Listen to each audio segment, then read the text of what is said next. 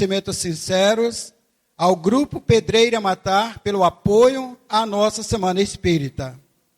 Agradecemos também a presença fraterna de todos os centros espíritas das cidades co-irmãs e vizinhas do 12º CRE que se fazem presentes na nossa festa da fraternidade. Sejam todos muito bem-vindos.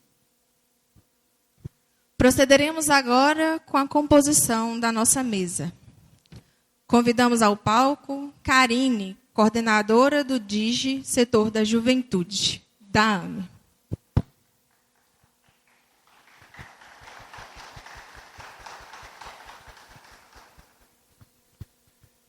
Representando o Centro Espírita Joseph Gleber, a colega Ana Carolina Santos, coordenadora do DIGE, setor de juventude, também.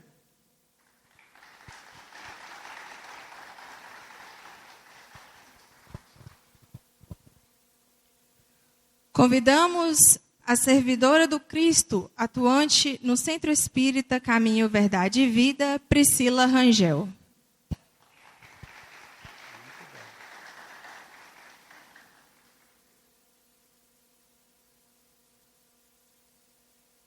Convidamos o nosso palestrante da noite, o senhor Carlos Henrique Almeida Brito, por gentileza.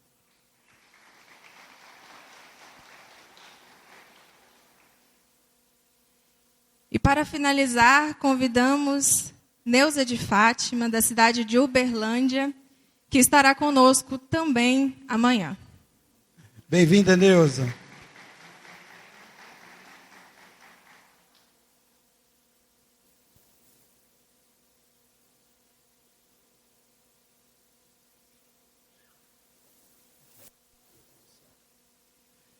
Para proferir a prece introdutória aos trabalhos da noite, convidamos nossa confrade Karine.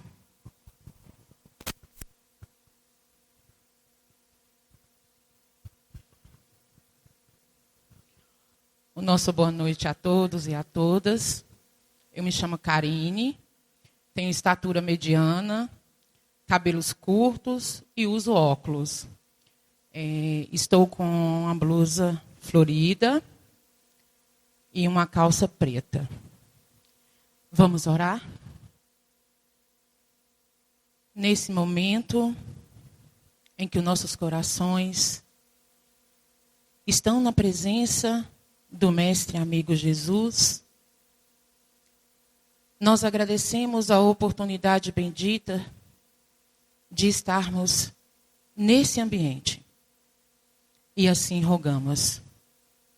Querido Deus, amigo Jesus, amigos e benfeitores espirituais responsáveis por este evento, que na tua presença, Senhor, nós estejamos envolvidos pela tua luz, pelo teu amor e a tua misericórdia. Que cada coração que aqui está, Senhor, receba nessa noite gotas do teu evangelho, para se fortalecerem e se sentirem cada vez mais consolados na tua presença. Que diante de ti sejamos capazes, Senhor, de reconhecer com gratidão quão grande tem sido o teu amor por cada um de nós, para distribuir, Senhor, à nossa mente e ao nosso coração todo esse bálsamo, todos os bons sentimentos que essa sã doutrina traz ao mundo. Que diante do amor infinito que tens por nós, nós agradecemos e te pedimos que envolva o nosso companheiro Carlos, que vai, Senhor, trazer a tua palavra, os teus ensinos, o conhecimento acerca dessa luz nesse momento. Fique conosco, nos ampare, nos proteja e nos permita, Senhor, sermos gratos todos os dias, hoje, agora e sempre. Graças a Deus.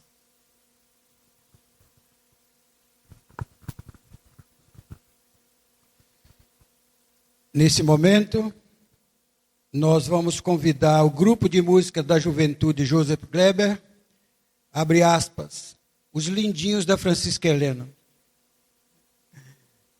Eles vão cantar duas músicas, quem vai dizer de amor do Grupo do Bem e viver em Cristo. Por favor, sejam bem-vindos.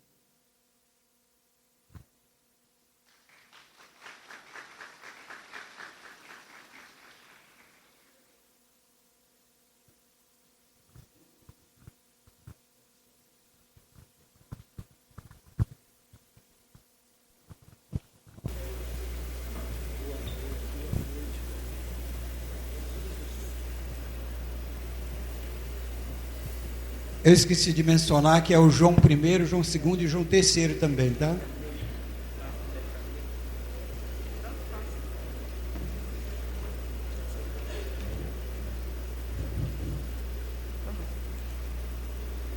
Boa noite. Eu me chamo Benedito. Eu sou jovem, de estatura alta. Eu estou usando uma calça preta, uma blusa social cinza. Eu uso óculos, tenho cabelos cacheados e sou pardo. Uso óculos. Boa noite a todos. Meu nome é João Luiz. É com muita alegria que estamos aqui representando a equipe de música do Centro Espírita José Gleber. Eu sou jovem, tenho 18 anos, moreno, 1,80 m, estou vestindo uma camisa branca e uma calça preta. Boa noite, gente. Meu nome é João Vitor, mais conhecido como Tim. É um prazer estar aqui junto com a nossa equipe de música. Sou jovem, tenho 14 anos, uso óculos, estou vestindo uma camisa azul, marinho e uma calça bege. E é isso. Boa noite a todos, meu nome é João Pedro, sou jovem, tenho 20 anos, de estatura alta, estou usando uma blusa branca, uma calça preta, uso óculos, tenho cabelos cacheados e barba. Nós vamos começar com a música Viver em Cristo.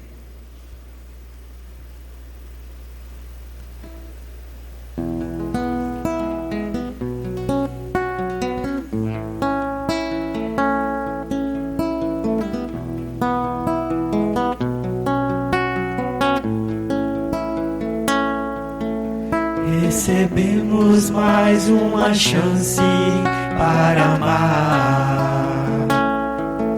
Enviados à terra fomos a realizar trabalhos, buscas, pedidos, pendentes de vidas passadas, desafios vencidos com a mente e o coração sintonizados. Com um pai que nunca abandona seus filhos amados, vou caminhar, levar consolo aos que sofrem e ajudar irmãos caídos por falta de amor, me transformar em discípulo do Cristo a servir e agradecer pela oportunidade de viver.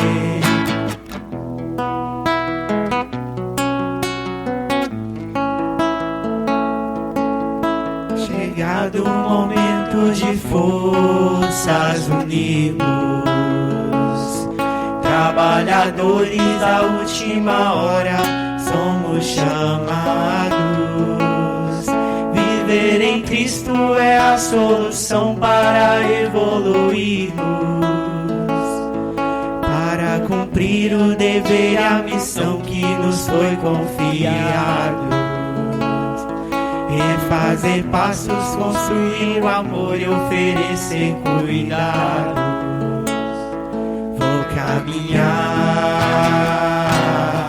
levar consolo aos que sofrem e ajudar irmãos caídos por falta de amor, me transformar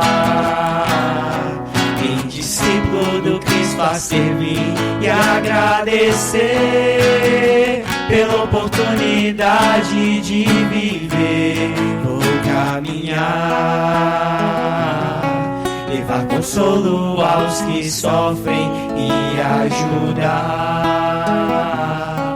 irmãos caídos caídos por falta de amor e transformar em discípulo do Cristo a servir e agradecer pela oportunidade de viver.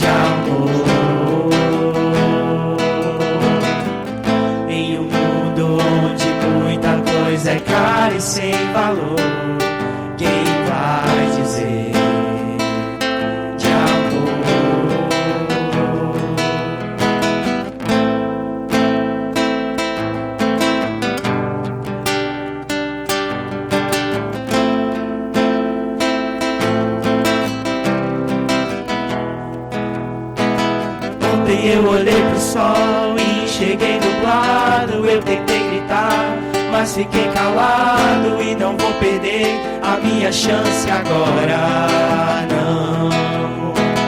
Hoje é muito fácil de entender que nada é por acaso. Sei que existe o bem, sei o que é errado. E se eu não disser, quem vai dizer? Ontem eu olhei pro sol e enxerguei nublado. Eu tentei gritar, mas fiquei calado. E não vou perder a minha chance agora, não. Hoje é muito fácil de entender que nada é por acaso. Sei que existe o bem, sei o que é errado. E se eu não disser, quem vai dizer? O bem reinará na terra quando entre os espíritos que a vêm habitar os bons predominarem, porque então farão que aí reine o amor e a justiça, fonte do bem e da felicidade. Todos vós, de fé e de boa vontade, trabalhai com ânimo e zelo na grande obra da regeneração, que colhereis pelo cêntuplo o grão que houver de semeado. Ontem eu olhei pro sol e enxerguei nublado. Eu tentei gritar, mas fiquei calado. E não vou perder a minha chance agora, não. Hoje é muito fácil de entender que nada é por acaso. Sei que existe o bem, sei o que é errado. E se eu não disser, quem vai dizer? De amor. Muito obrigado.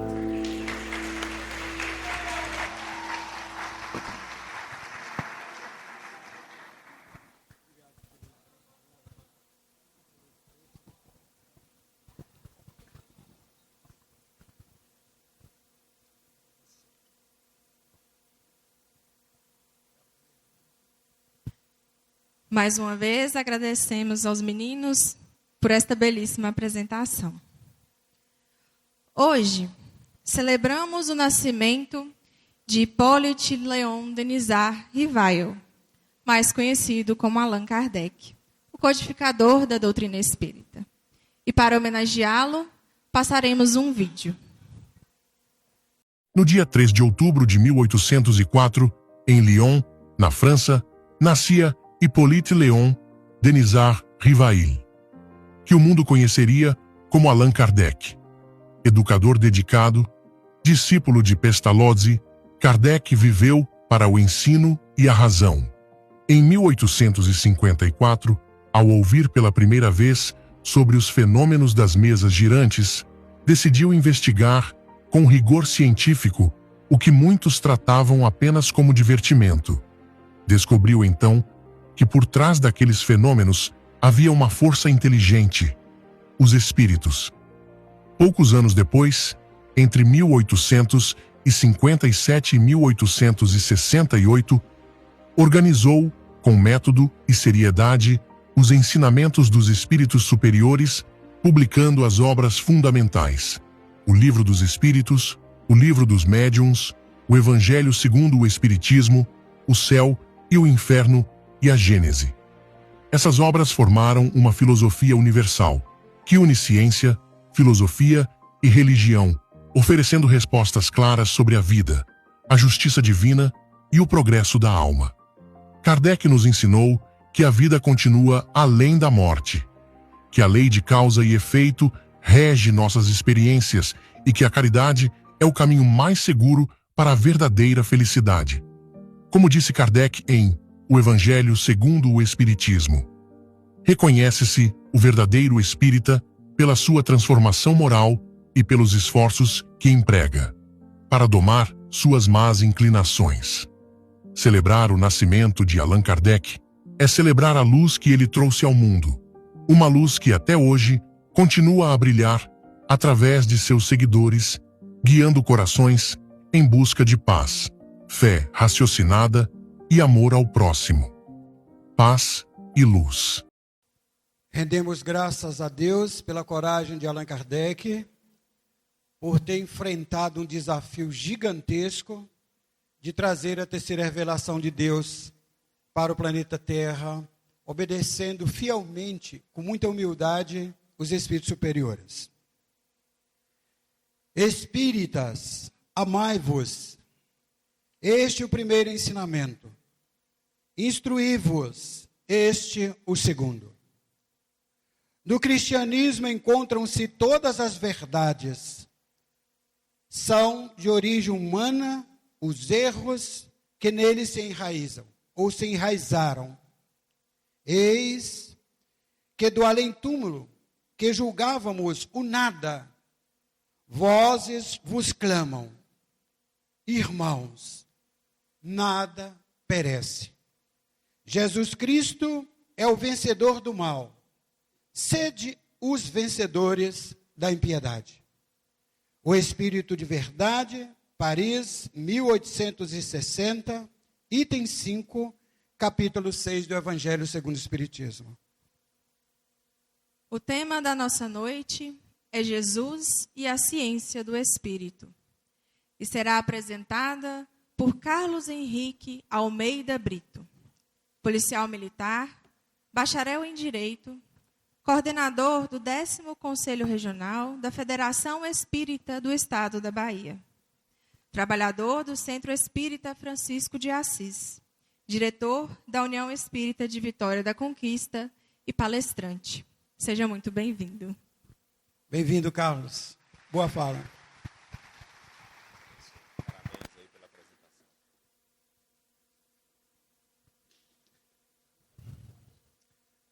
Eu me chamo Carlos Henrique, sou também jovem, de 34 anos, de cor preta, estou vestido com a camisa interna branca, um blazer preto. Queridas irmãs que compõem a mesa, senhoras e senhores, queridos irmãos e irmãs, caros internautas que nos acompanham pelas mídias digitais, nosso muito boa noite a todos. E o desejo que a paz de Jesus, o doce e meigo Rabi da Galileia, permaneça em nossos corações, hoje e por todo sempre.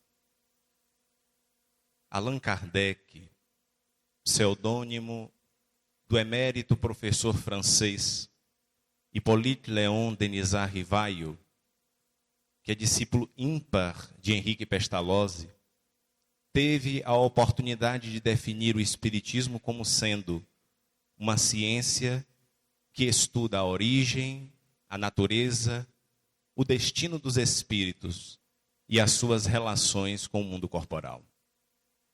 Ao afirmar que o espiritismo é uma ciência, não pretendeu o codificador situá-la no campo da ciência materialista, academicista, da ciência laboratorial, pois o espiritismo não lida com os espíritos da mesma forma que os químicos lidam com as substâncias e os elementos, que os físicos lidam com a eletricidade e o magnetismo. Os espíritos são seres individualizados, dotados de razão, de vontade própria, não estando suscetíveis aos experimentos laboratoriais como a matéria inerte. O espiritismo é, portanto, uma ciência de observação, na qual observam-se os fatos, analisam-os e deles se retiram as conclusões de natureza ética, filosófica e moral. Quando consultamos uma das obras fundamentais da doutrina espírita, a Gênese, publicada em 1868 por Allan Kardec, iremos encontrar no capítulo 1, Kardec falar do método de desenvolvimento do espiritismo. Diz-nos o codificador: como meio de elaboração, o espiritismo surge como todas as outras ciências, quer seja, aplica o método experimental. E ele então irá descrever os 4 passos fundamentais do método experimental. Analisam-se os fatos, o primeiro contato do pesquisador com os fenômenos, remontam-se às causas, analisam-se as leis que regem os fenômenos e deduz as consequências.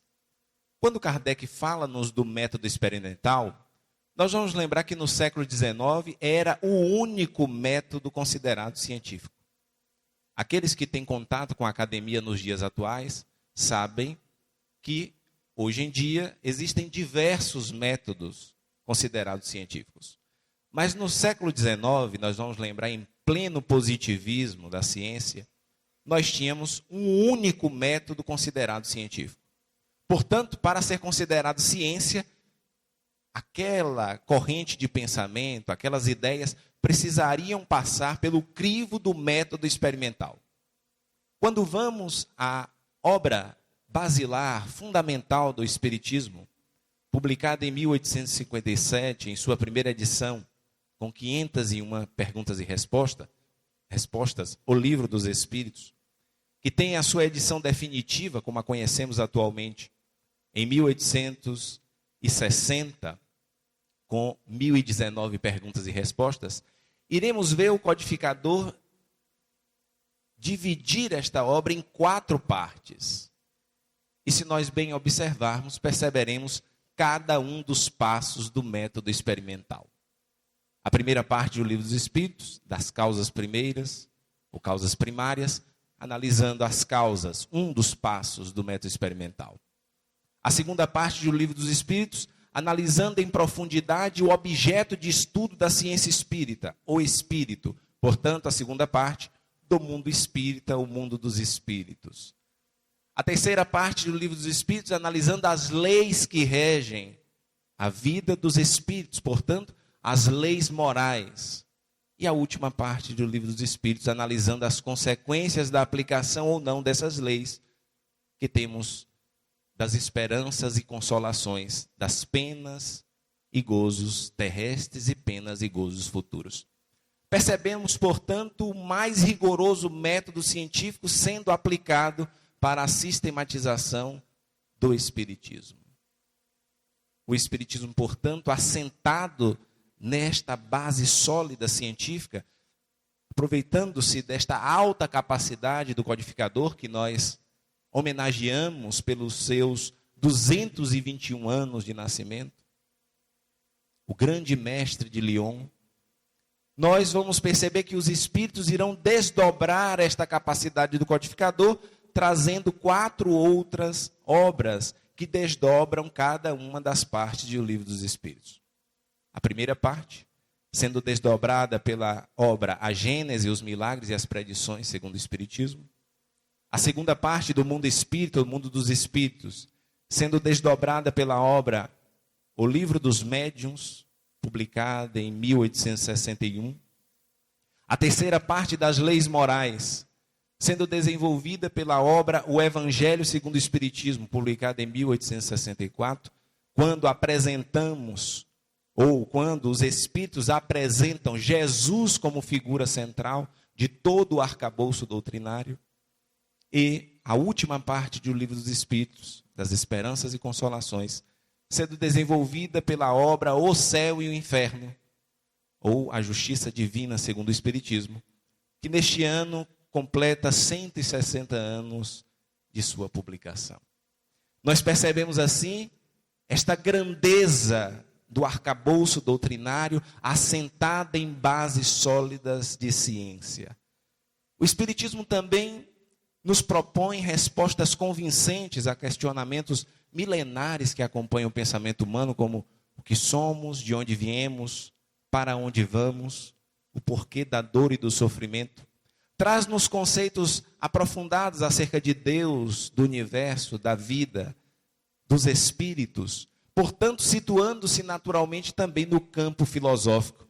Além de uma ciência de observação, é uma filosofia do comportamento.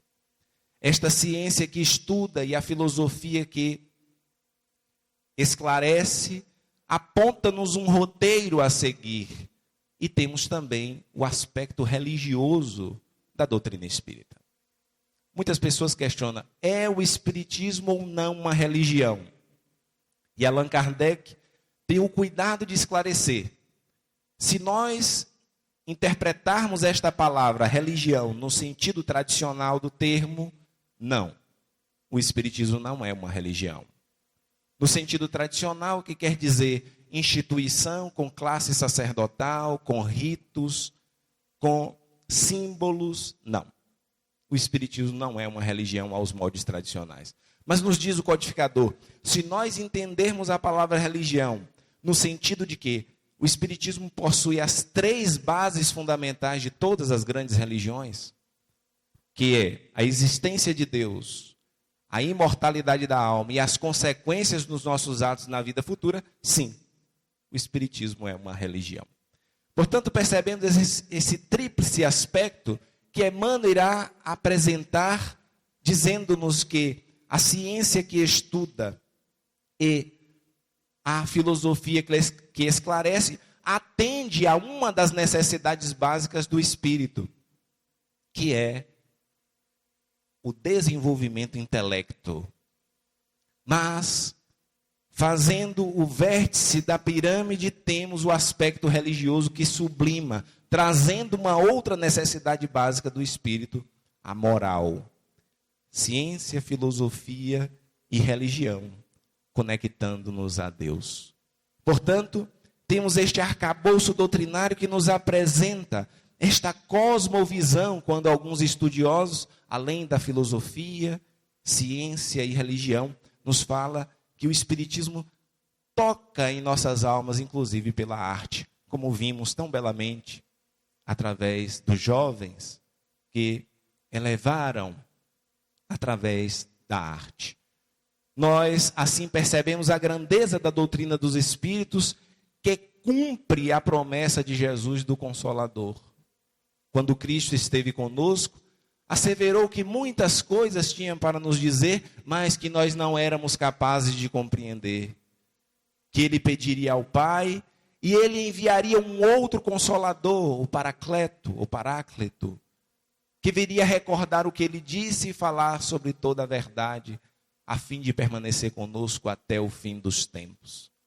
O Espiritismo, no tempo certo, conforme nos diz Emmanuel na obra O Consolador, no tempo psicológico das grandes transformações da humanidade, vem cumprir a promessa de Jesus.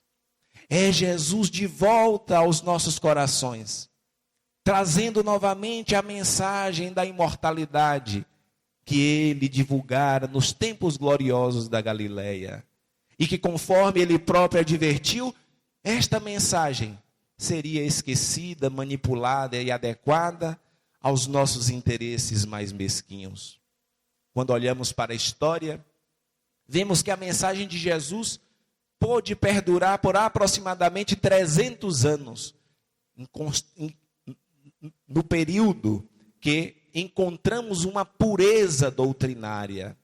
Os cristãos que eram perseguidos e entenderam de maneira tão profunda esta mensagem de imortalidade do Mestre, que mesmo perseguidos, martirizados, desciam aos circos dos martírios, entoando hosanas de alegria, dizendo: Ave Cristo, os que vamos viver para sempre, te saudamos e homenageamos.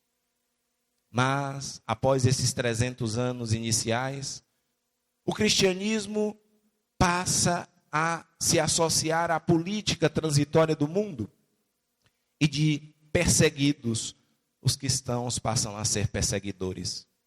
E nós assistimos àquele que recebe a alcunha de príncipe da paz ter a sua mensagem como base para os atos mais ignóbeis. Jesus diz: o Consolador vem recordar o que eu disse. A sua mensagem é esquecida, manipulada e adequada aos nossos interesses mais mesquinhos. O tribunal da Santa Inquisição, as Santas Cruzadas, são alguns exemplos do que nós fizemos da mensagem do Cristo. 18 séculos depois dos dias da Galileia, a mensagem volta aos nossos corações.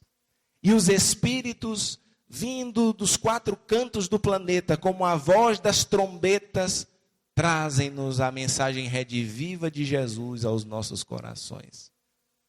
Na terceira parte do livro dos Espíritos, quando os Espíritos irão falar-nos das leis morais, porque, lembramos, até o século XIX a humanidade conhecia muito bem as leis que regem a vida dos corpos materiais, as leis físicas, mas nós desconhecíamos as leis que regem a vida do Espírito. E os Espíritos, portanto, irão nos apresentar as leis morais, pois quando o codificador, no seu conceito, apresenta o Espiritismo como sendo uma ciência que estuda a origem, a natureza e o destino dos espíritos, nós poderíamos fazer uma palestra ou um seminário ou uma semana espírita inteira desdobrando apenas este conceito. Origem e destino, nós podemos sintetizar com a primeira estrofe do poeta baiano Castro Alves, no livro Parnaso de Além Túmulo, pela pena mediúnica do médium mineiro Francisco Cândido Xavier. Quando ele nos diz: há mistérios peregrinos, no mistério dos destinos que nos mandam renascer. Da luz do Criador nascemos, múltiplas vidas vivemos, para a mesma luz volver. Impressiona-nos a capacidade dos espíritos emancipados de, em poucas palavras, e Castro Alves de maneira lírica, sintetizar o processo evolutivo. De Deus somos provenientes e para Deus retornamos de maneira consciente. Origem e destino dos espíritos. Qual a natureza do espírito? E os espíritos irão nos responder: a natureza do espírito é uma natureza moral. Nós somos seres de natureza moral. Portanto, as leis que regem a vida dos espíritos são leis morais. Inaugurando esta terceira parte, Allan Kardec questiona os espíritos na questão 621. Onde está escrita a lei de Deus? Onde poderemos encontrar estas leis morais? E os espíritos nos respondem: na consciência. É o aguilhão divino em nós. Não mais aquela imagem do Deus juiz inflexível que apontaria o dedo para os nossos equívocos, mas compreendemos através da doutrina espírita, apresentando-nos o Deus cósmico, o Pai amoroso que nos apresentou Jesus no Evangelho. Nós percebemos que somos nós próprios, através da nossa consciência, que buscamos reparar os nossos equívocos, que buscamos alinhar a nossa rota em consonância com essas leis que estão inscritas em nós mesmos. Na questão 625, Allan Kardec então questiona: qual o tipo mais perfeito que Deus tem oferecido ao homem para lhe servir de guia e modelo? Vejamos que Allan Kardec emprega o verbete tem oferecido, que significa ofereceu, oferece e oferecerá. E a resposta dos Espíritos é a mais curta de O Livro dos Espíritos: Jesus. Em algumas traduções, vede Jesus. A doutrina dos Espíritos, portanto, meus amigos e minhas amigas, retira Jesus dos altares, retira Jesus daquela distância inalcançável que nós o colocamos e traz para perto, apresentando-nos como guia e modelo. O Espiritismo resgata a sua mensagem de imortalidade, revelando a nossa realidade, a nossa origem e o nosso destino glorioso. Portanto, resgatando em nossos corações a chama da fé viva e da esperança. Recordamos as palavras do Cristo quando, no início do seu messianato, ele diz: trago-vos boas novas de alegria. E em meio a esses dias tumultuosos, nós precisamos recordar a alegria do Evangelho. O Evangelho que começa nas bodas de Caná da Galileia, a primeira manifestação, o primeiro feito extraordinário de Jesus, justamente em uma festa, celebrando a família, celebrando o amor. E é interessante porque Humberto de Campos, no livro Boa Nova, relata que, ao transformar água em vinho, Simão Pedro, em sua característica impulsiva, pede uma conversa em particular com Jesus e questiona: Senhor, tu não estarias incentivando os excessos e o consumo de bebida alcoólica, transformando água em vinho? Simão Pedro tentando dar uma lição de moral em Jesus.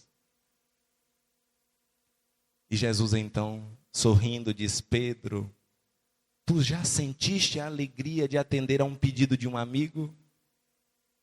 Ofereço o vinho como um símbolo de união, de entrelaçamento dos nossos corações. E em tom profético diz: talvez, Pedro, um dia, o vinho da alegria transforme-se no vinagre da ingratidão.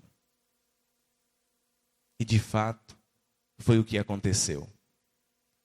O Senhor das estrelas, o amor encarnado, vem ter conosco, oferecendo-nos o vinho puro. Aquele que o mestre de cerimônia disse ao dono da festa: tu reservaste o melhor vinho para o final, invertendo a ordem da tradição. E nós, ao final do seu messianato, ele que só nos ensinou a amar, trouxe-nos a dignidade, falando-nos de um reino que não vinha com aparências exteriores, mas que seria uma edificação nos nossos corações. Portanto, falando-nos de que todos nós, independente de quaisquer condições, de quaisquer características externas, temos condições de edificar este reino em nós. O amor encarnado foi agredido, humilhado e apregoado no madeiro de uma cruz. E antes de entregar-se a Deus, ele diz: tenho sede. E nós ensopamos uma esponja de vinagre e colocamos em sua boca. E nós dizemos nós, porque segundo Leon Denis, em uma das obras clássicas da doutrina espírita, O Problema do Ser, do Destino e da Dor, à luz desta ciência do Espírito, que Jesus nos revela através do Consolador, revelando-nos uma das leis de Deus, que é a reencarnação, nós precisamos fazer uma releitura da história. Porque muitas vezes, de maneira até agressiva, intolerante, nós olhamos para a história e apontamos o dedo. Eles fizeram. Os europeus, os colonizadores, os imperialistas, os romanos, os bárbaros. E muitas vezes nós somos raivosos, denunciando os equívocos do passado. Mas Leon Denis nos diz que, à luz da reencarnação, nós precisamos fazer uma releitura e dizermos: nós fizemos. Porque a história da humanidade é a nossa história. E muitas pessoas chegam à casa espírita, têm contato com a mensagem espírita num evento como este, e se questionam: por que eu enfrento tanta dificuldade? E Leon Denis nos convida: se quisermos constatar o nosso passado, basta recorrer aos livros de história. E para que nós possamos entender por que enfrentamos tantas dificuldades, basta analisar do que está caracterizada essa história: guerras, crimes, derramamento de sangue, a prevalência do forte sobre o fraco, a imposição pelas armas. E Leon Denis diz: esta é a nossa história. E as consequências desse passado afluem para o presente como afluente no leito de um grande rio. A doutrina dos Espíritos vem nos apresentar o instituto soberano da justiça divina, que sabe dar a cada um conforme as suas obras. E nós vamos perceber de maneira bela que não é Deus um ser arbitrário, que a uns dá uma sorte e a outros outra, mas que somos nós os artífices da nossa própria existência. Somos hoje o que fizemos de nós ontem. Seremos amanhã o que fizermos de nós hoje.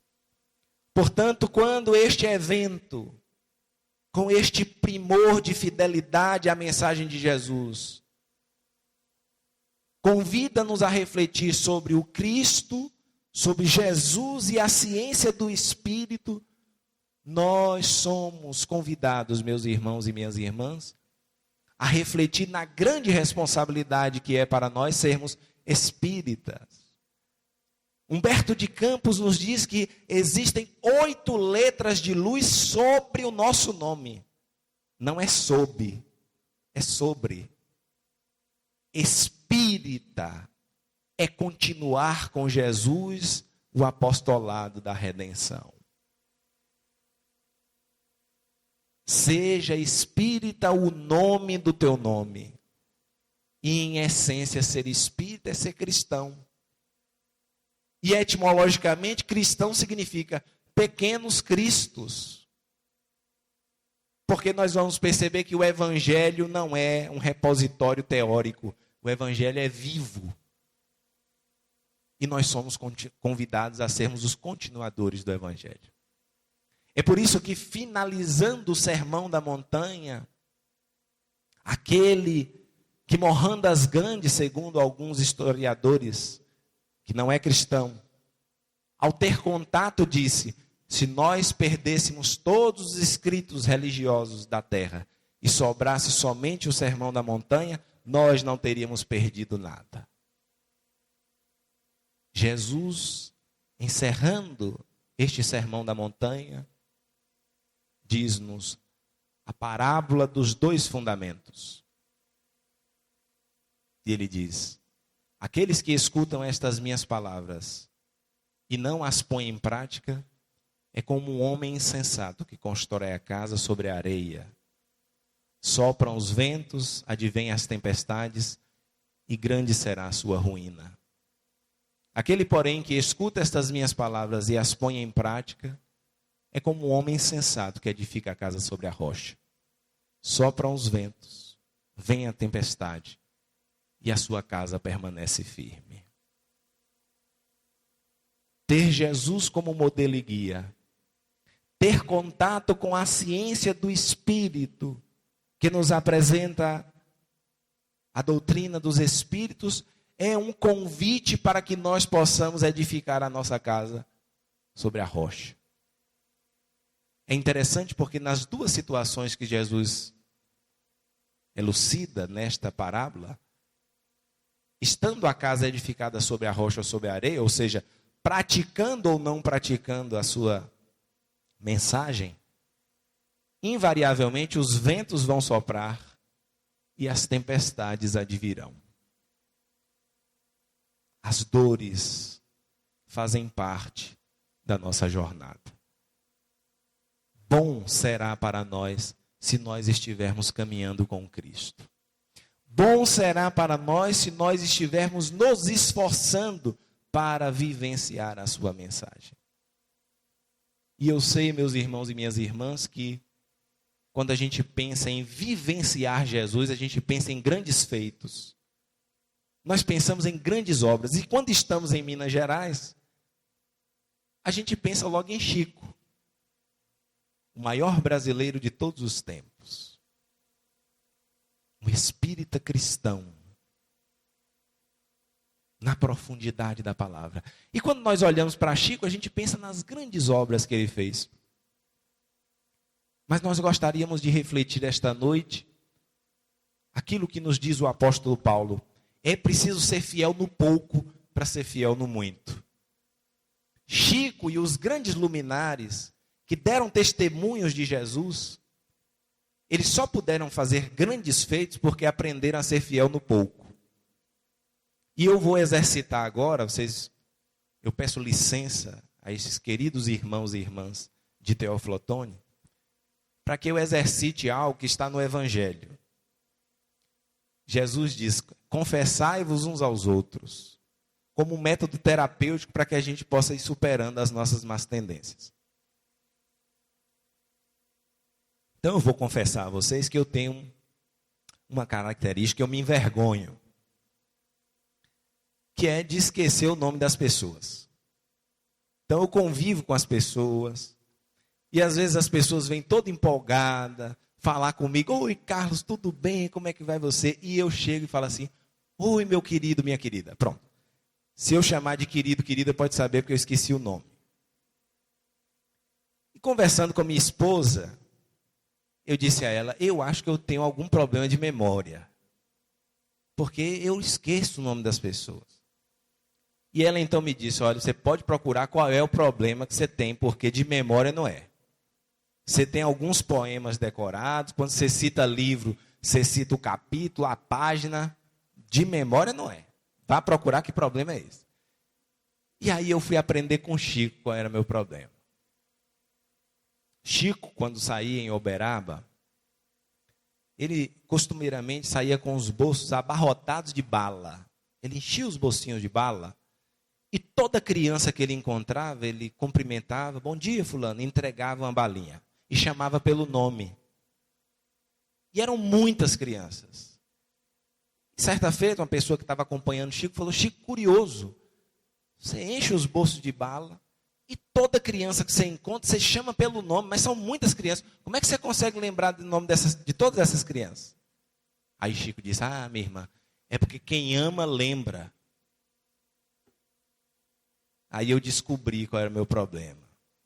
Não era falta de memória, é falta de amor. E é interessante porque a neurociência diz que a nossa memória mais sólida é aquela que está geralmente atrelada a uma emoção. Então Chico, amando, não conseguia esquecer o nome daquelas crianças. Então, percebamos o desafio que é para nós seguir Jesus. Chico, quando ia comprar tomate, era diferente. Eu estou dizendo isso aqui em Minas Gerais, eu só estou relembrando, porque eu sei que vocês conhecem muito bem, melhor do que nós, os baianos, a história de Chico. Ele, quando ia comprar tomate, era diferente. Quando nós vamos na última parte dessas leis morais, os Espíritos vão nos apresentar a síntese das leis morais, que é a lei de justiça, amor e caridade. E Kardec questiona qual o conceito máximo de justiça. E os Espíritos respondem, consiste na capacidade de pensar no direito dos demais. Então os Espíritos estão dizendo que, para que a gente pratique a lei de justiça, a gente precisa primeiro aprender a delimitar o direito dos outros. Depois que nós delimitarmos o direito dos outros, aí nós teremos uma visão clara de quais são os nossos direitos. E Emmanuel diz, a calamidade dos dias atuais é uma sociedade que evoca para si direitos, esquecida de que esses direitos trazem consigo deveres recíprocos. Então, voltando para Chico e analisando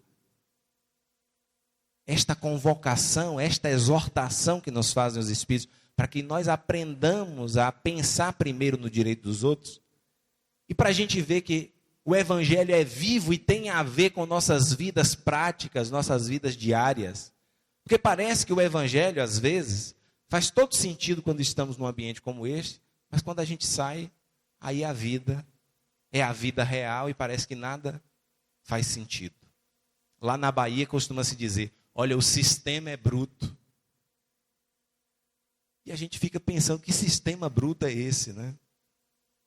A nossa tendência de projetarmos para fora aquilo que na verdade está dentro de nós.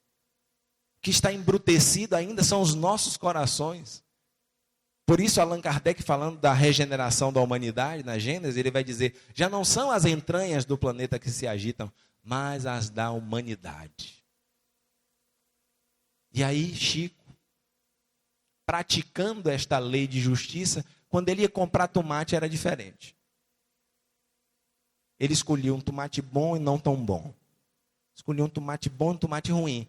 Uma pessoa que acompanhava falou, Chico, que mania estranha essa sua. Eu vejo que você pega um tomate bom e outro tomate não tão bom, por que isso? E ele dizia, minha irmã, é para que quem venha depois de mim também tenha a oportunidade de escolher um tomate bom. Se eu escolho só o bom, só sobra o ruim para quem vem depois. Então, para seguir Jesus, até na hora de comprar tomate, nós precisamos ser diferentes. E eu falei isso num centro espírita pequenininho lá na Bahia, na nossa região, e uma senhora me procurou ao final da palestra e falou assim, meu filho, agora eu não gostei disso que você falou, não. Porque agora, toda vez que eu vou comprar um tomate, vai ser um dilema. Eu falei, a senhora tem que conversar com o Chico, né, comigo. Uma outra história de Chico, né? Nem estava programado, mas eu estou aqui envolvido por esta aura mineira.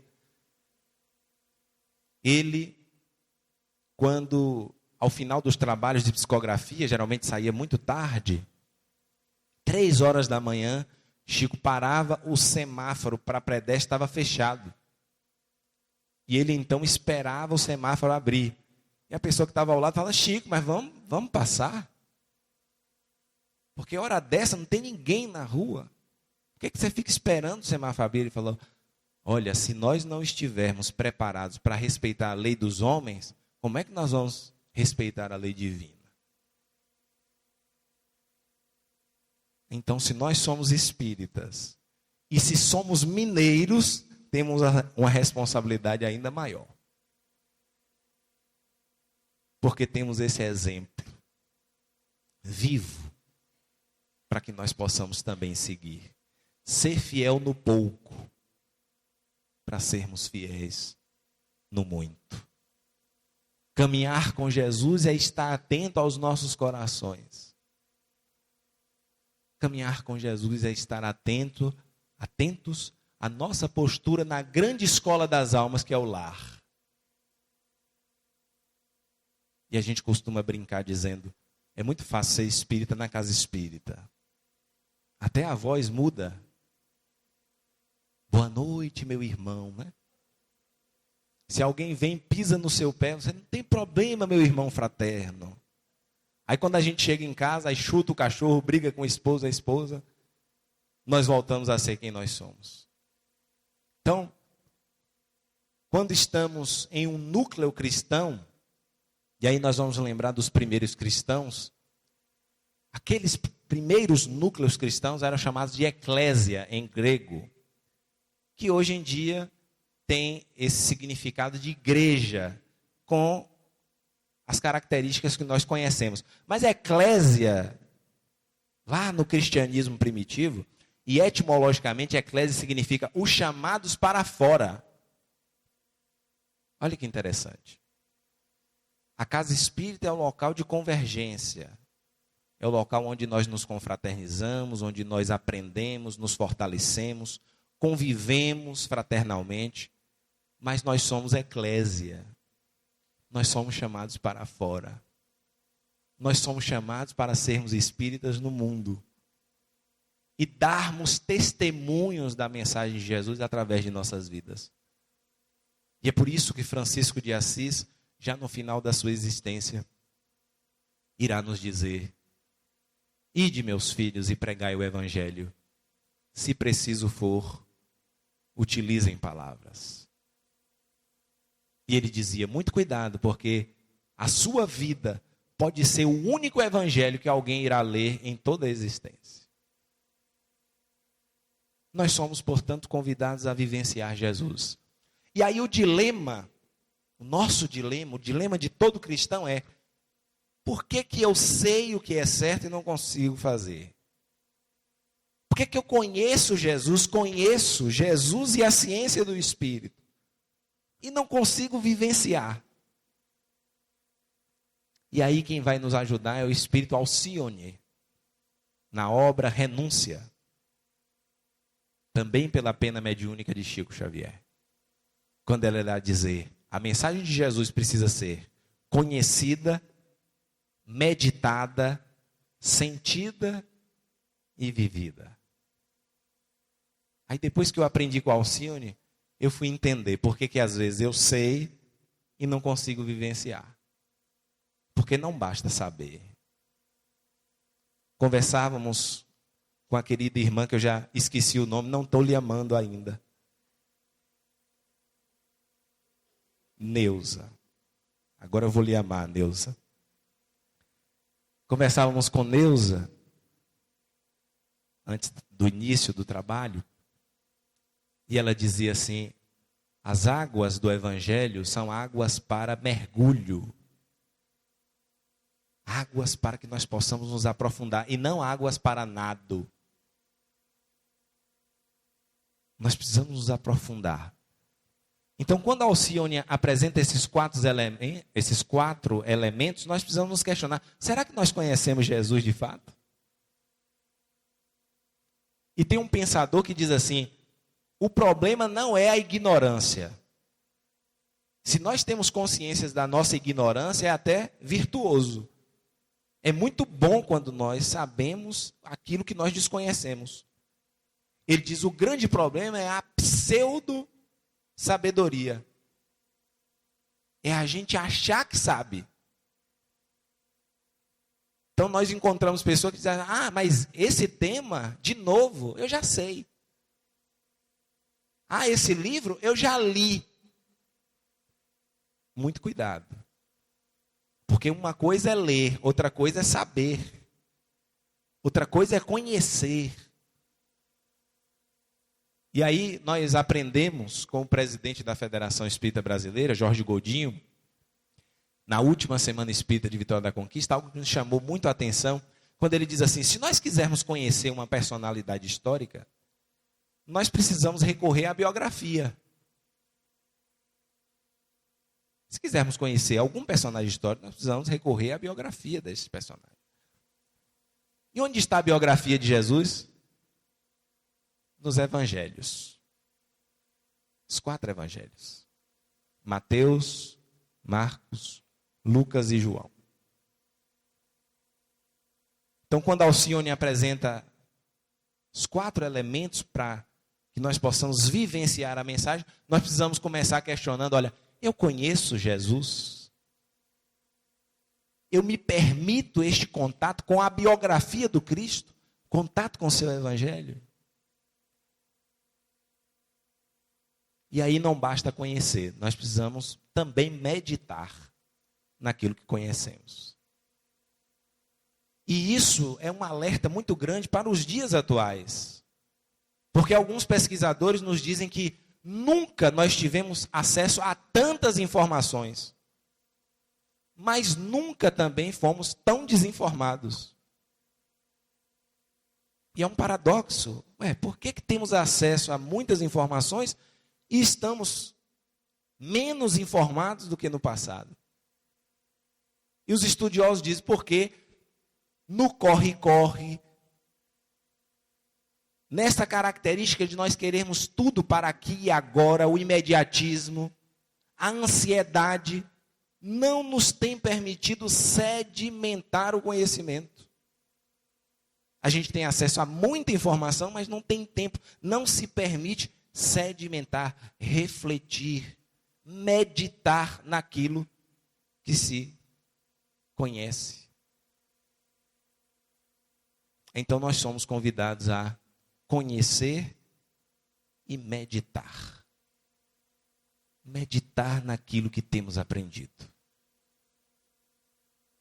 Allan Kardec, quando nos fala, após elencar os caracteres do verdadeiro espírita, no item seguinte, do homem de bem, melhor dizendo, no item seguinte, falando do verdadeiro espírita, ele irá dizer: o espiritismo bem compreendido, mas sobretudo bem sentido, leva aos resultados elencados anteriormente. Então, além de conhecer, além de meditar, nós precisamos também nos esforçar por sentir a mensagem.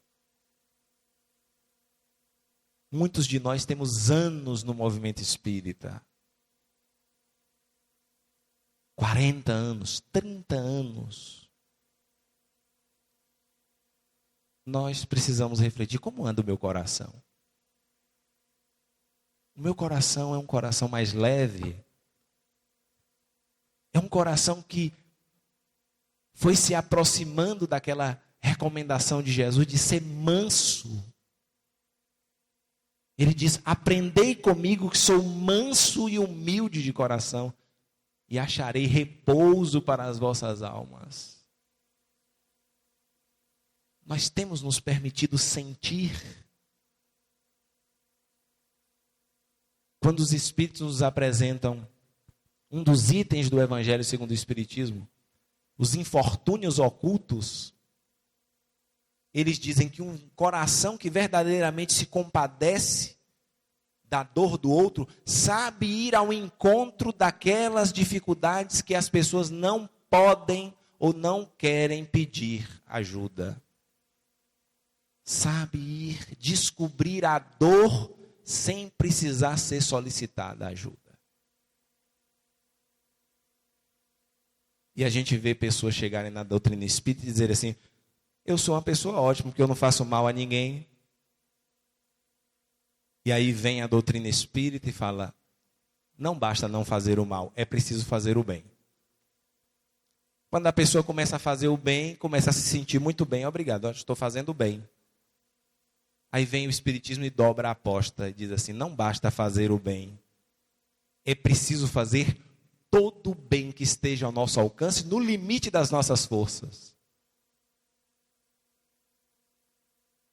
E é por isso que, finalizando a terceira parte do Livro dos Espíritos, ou terceiro livro, a famosa questão 919, na 919A, Santo Agostinho irá nos trazer uma receita que ele aplicou a ele mesmo. O bispo de Hipona irá dizer: passava em revista as minhas atitudes diárias e fazia uma análise, um exame de consciência, onde está escrita a lei de Deus. E analisava se havia feito mal, se havia feito bem, se havia feito todo o bem que estava ao meu alcance. E aí nós vamos perceber como nós perdemos tempo quando ficamos observando os outros, analisando o que os outros pensam, as escolhas que o outro faz. Porque se a meta é fazer todo o bem que esteja ao nosso alcance, nós precisamos nos conectar conosco mesmos. Nós não poderemos perder tempo analisando os outros. E é por isso que Joana de Ângeles, falando ao saudoso médium baiano, Divaldo Pereira Franco, ela diz: um dia tu perceberás que nunca foi em relação aos outros, ao mundo, às circunstâncias, mas de ti para contigo mesmo. A vitória sobre nós mesmos. Portanto, o terceiro elemento que Alcione apresenta: sentir Jesus. E por fim, após permitirmos o conhecimento, a meditação e sentir a mensagem, nós teremos então condições de viver. Da nossa vida ser um poema, como continuadores daquela história gloriosa dos dias da Galileia. Nesses dias tumultuosos da grande transição planetária, meus amigos e minhas amigas, nós somos convidados a sermos testemunhas da alegria do Evangelho e divulgadores da esperança. É um contrassenso ser um espírita pessimista, ser um espírita revoltado, ser um espírita ansioso, inquieto. Pois toda a mensagem de Jesus é uma mensagem de esperança, de acalento. Todos nós seremos anjos.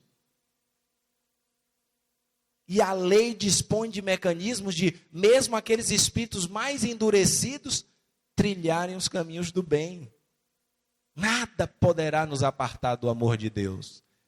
E é por isso que Castro Alves, também em uma das estrofes do seu poema, irá dizer: é a dor que através dos anos, dos algozes dos tiranos, anjos puríssimos faz, transmutando os neros rudes em arautos de virtudes, em mensageiros da paz. Como Jesus diz a Levi: Levi, quem governa o mundo é Deus, e o amor não age com inquietação. Somos convidados, portanto, nesses dias, a sermos os mensageiros da paz, da esperança, de sermos alento para os corações que necessitam de consolo, de sermos, através das nossas vidas, divulgadores deste grande ideal de Jesus que chega aos nossos corações por meio da doutrina espírita.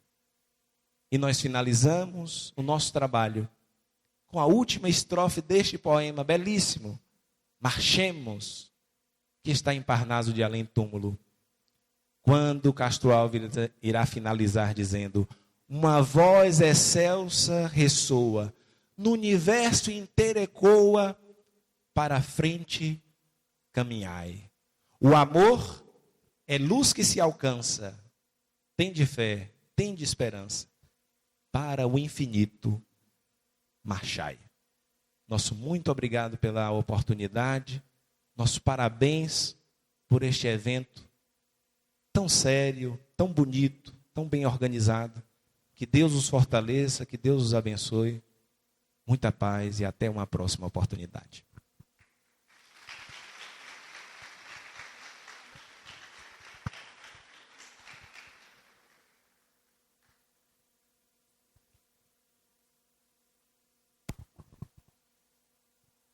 Nós agradecemos o nosso companheiro Carlos.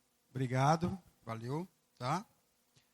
E amanhã nós teremos a nossa amiga Neuza, que vem da cidade de Uberlândia. Estaremos aqui às 8 horas. Reafirmamos o nosso convite a todos vocês para que estejamos juntos novamente nessa festa maravilhosa do Evangelho de Jesus. A nossa Aliança Municipal Espírita é composta pelas seguintes casas: Centro Espírita Allan Kardec, Centro Espírita Joseph Gleber, Centro Espírita João Batista, Fraternidade Espírita Joaquim Portugal, Fraternidade Espírita A Caminho da Luz, filha do Joaquim Portugal, Centro Espírita Mansão da Luz, Centro Espírita Meimei, Centro Espírita Irmã Sheila e Centro Espírita Caminho, Verdade e Vida. Relembramos mais uma vez aos amigos a nossa venda das obras doutrinárias que acontece no fundo do salão. Informamos que temos disponível para aquisição as obras de Leon Denis, citadas nesta noite pelo Carlos Henrique. Reiteramos ainda a nossa gratidão, além das casas espíritas que foram citadas aqui, que são responsáveis por essa tarefa que está sendo executada essa semana. Todas as casas co-irmãs do 12º CRE. E aqui também de Itabatã, os nossos irmãos aqui representando aí o extremo sul da Bahia. Obrigado pela gentileza da visita e que Deus nos abençoe. Nós vamos, nesse instante, convidar a nossa companheira Carol Santos para proferir a prece de encerramento dos trabalhos da noite. Mais uma vez, obrigado. Vamos em paz. Boa noite.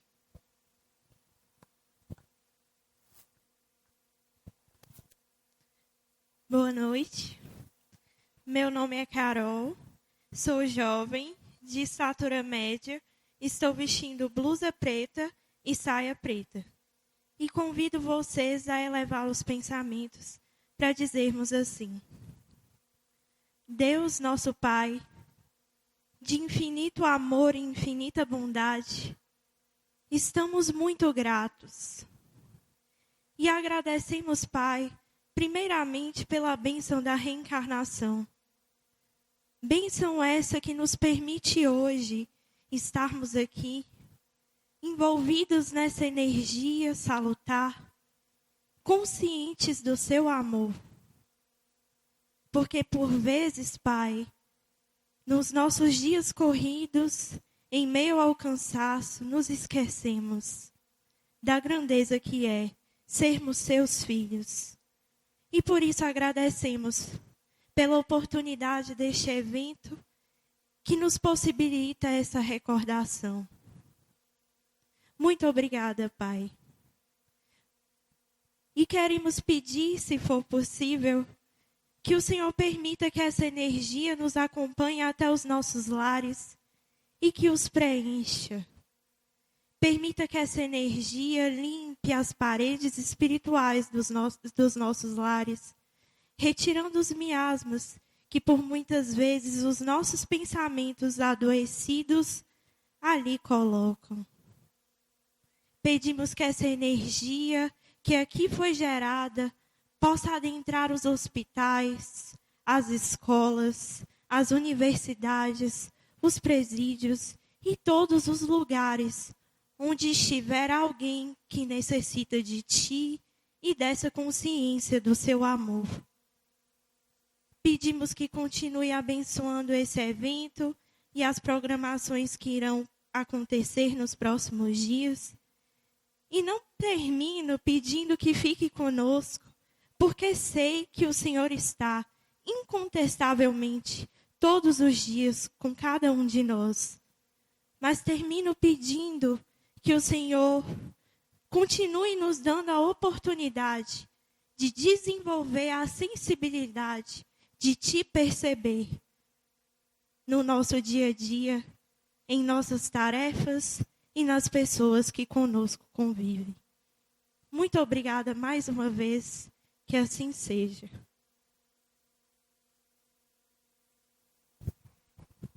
Obrigado, Carol. Boa noite. Vamos em paz.